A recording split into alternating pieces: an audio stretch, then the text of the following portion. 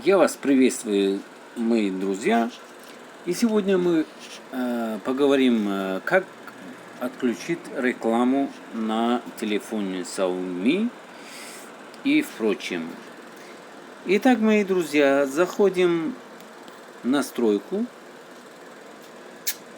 Так, сеть интернет, подключение устройства, приложение, да, уведомления. Приложение уведомления, заходим.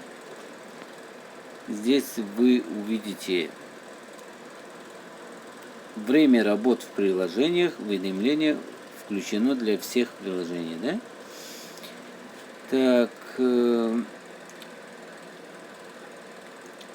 если вы захотите отключить уведомления, то вы здесь найдете время, вот зайдете в приложение, во всех приложениях, так как сейчас мы туда идем, уведомления, показать все уведомления, так.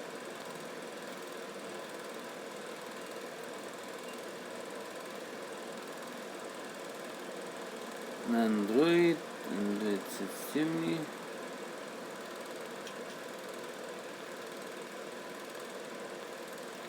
Так, сейчас мы его найдем. Вот.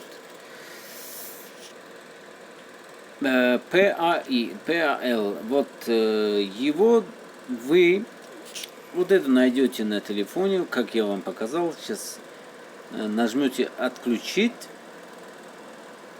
уведомление и остановить.